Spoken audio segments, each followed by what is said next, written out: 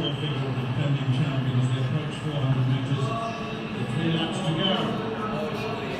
So not particularly quick, but they stepped off just to make sure they wasn't the right sort of position. We're around 60 seconds, I think, for the first lap here.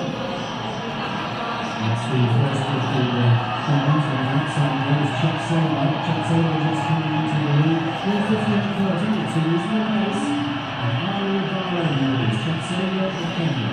Kicking up, you can just see the last coming in, back in 6th place in the moment. And Bruno Saylor and Parliament. Central to American, and coming in the 3rd place on the inside of the green. Willis just behind them. So it's Ari and Chuck Saylor at the head of the field on the 1500 metres. Steady pace rather than especially quick, so the whole field very much together. Chuck Saylor on the outside, then Central, Shelley Breeden, Willis in the all black of New Zealand. McNulty is in 6th place. Then the 2 Kenyans just behind. The tall figure of Flip-Off falls from the back at the moment. The 3rd lap, very, very important, of course, in 1500 metre running, and this is where the race will start to be decided. Now, Luffy is moving behind Willis. Willis was trapped in on the inside for a good part of this race and now moved or still on the inside and he's got to find a way out with just a lap and a half to go in this final. Ali's still leading, certainly. Central is leading up on the outside of Chip Saylor at the moment. Ali's just been passed at the moment by the Kenyans. And I think they're also leading up now. All dropping positions. McNulty still in his front. Central is really positive against the American. He's on the outside of Chip Saylor. Coming up on the outside. So it is Chuck Saylor as they come up towards the bell with Willis behind. Flip-Off, I'm afraid, doesn't look as if he's going to be able to be seconds from the back. So let's concentrate on the front. It's Chuck Saylor, and now McNulty coming up on the shoulder of Chuck Saylor. He took the back, running wide on the outside. Willis is holding on to that inside lane position. Central still well placed. Here comes Kevin Legend, the Ethiopia as well. Flip-Off, I'm afraid, that injury has prepared to his chances. It was a 56-second lap there for 1200 metres. And McNulty making his way home, followed by Chuck Saylor, followed by Jeffrey Williams, last-starting Ethiopian. And we're really going to back into it. McNulty, who looks so impressive in the early rounds, really got disqualified. Who's running away with this is the Nigeria. It's McNulty who's having for home. He's going to go really big. But we know he's now moving to 2nd place. But it's McNulty. Really well clear on this field. Manzano finishing by the time as well. The 2 Americans.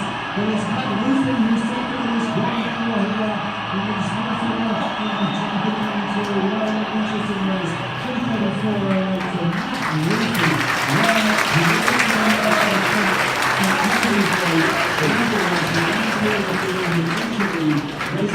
Peace. And the winner also finishes strongly to take 3rd place.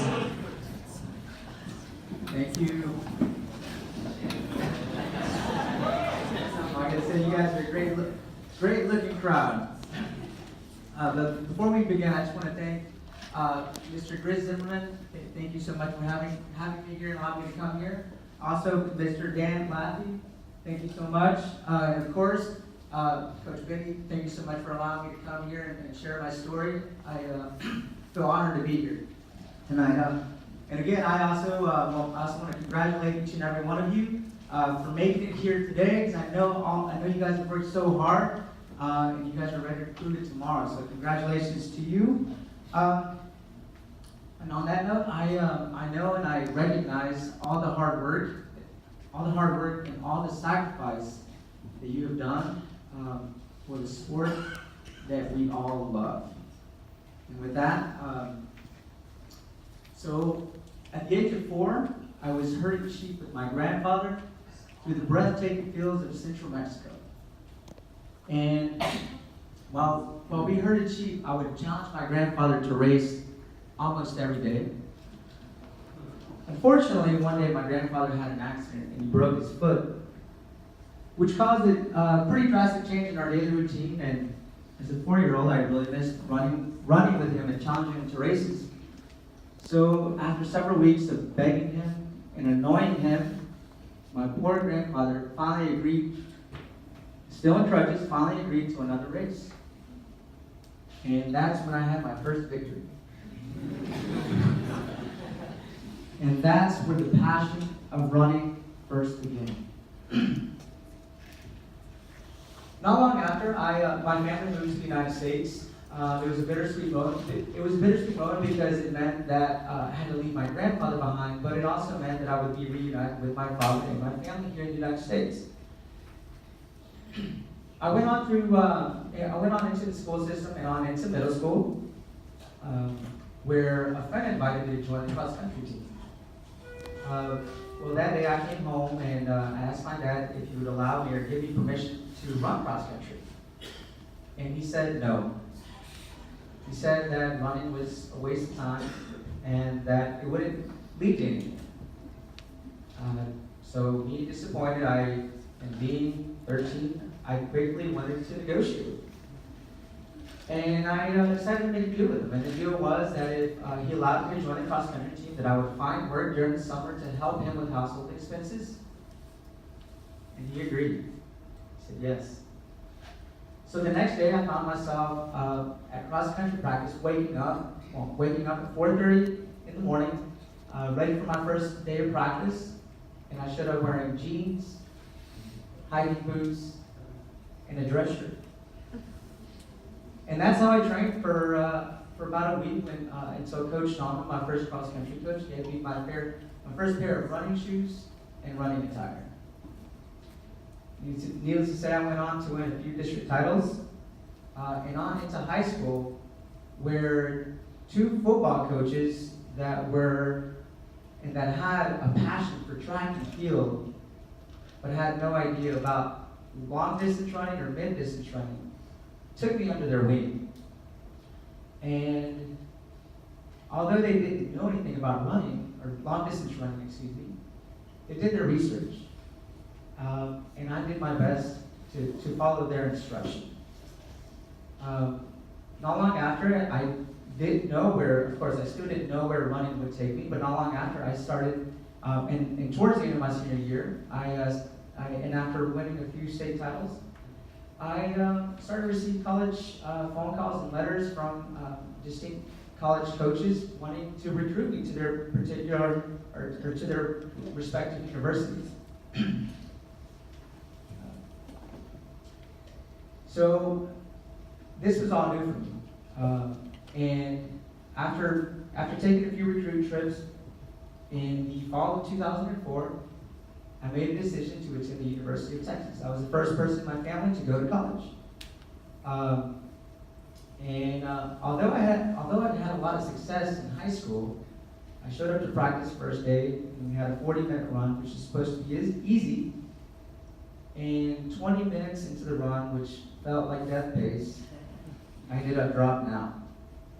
I came back to the field house pretty disappointed to talk to Coach Vigilante.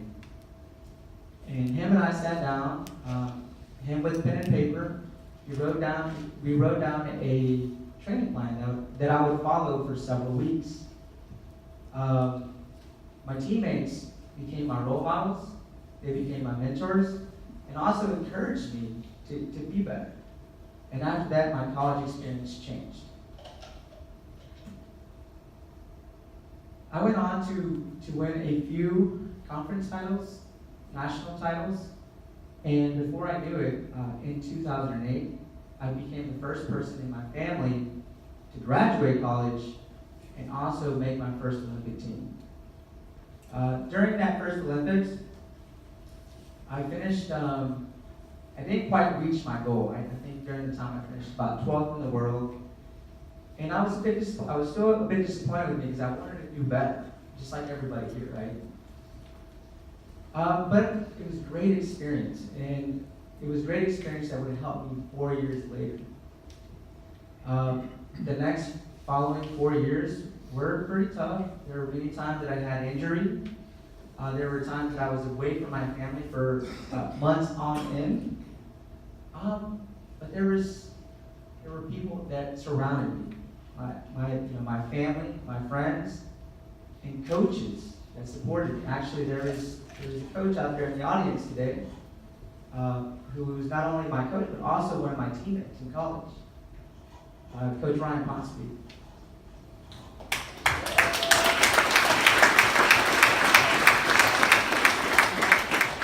And thanks to coaches like Coach Ryan Ponsonby, I was able to make my second Olympics. And in London, so I was able to make the London Olympics, and in London, I was not a favorite to win. And as a matter of fact, I wasn't a favorite to do anything. Regardless, I focused on myself, and I trained to do my best. And in the race, with 400 meters to go, I was in approximately second or third to last. And the glimpses of hope of medaling were diminishing. Again, I started thinking about my family, my friends, and all the people who had supported me along the way. And it was as though my body and my mind started to reconnect. And as my body and mind reconnected, I started to pass athletes. And as I passed athletes, I would gain momentum. And as I would gain momentum, I would pass more athletes. With 100 meters to go, I'm in approximately 5th or 6th place. And that's when I knew that I could be in medal contention. I made one last final move. I passed a few more athletes, crossed the finish line, fell to the ground, exhausted, crying tears of joy, because that's when I knew that I just won an Olympic medal. And for me, that was a dream come true.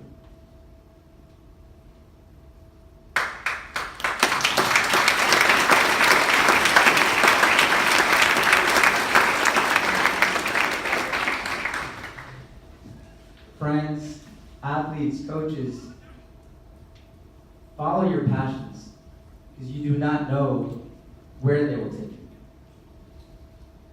I also got to say is that as student athletes, you guys are much further ahead of everyone else.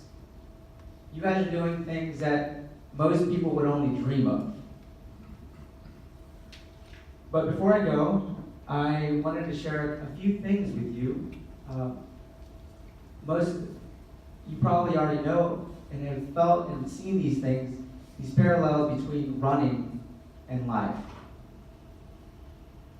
And the first one is hills and life obstacles.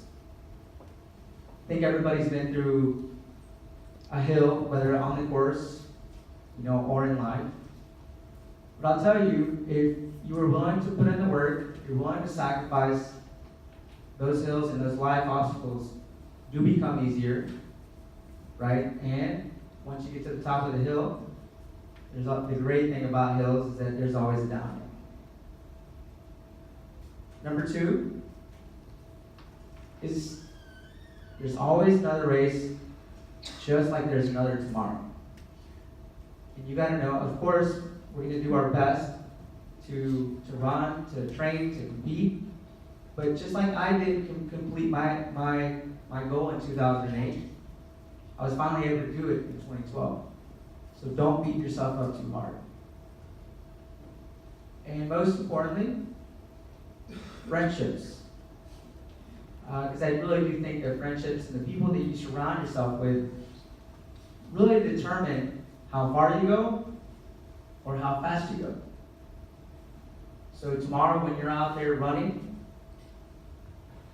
run for your friends, your teammates, your coaches, your school, but most importantly, run for yourselves. Thank you very much.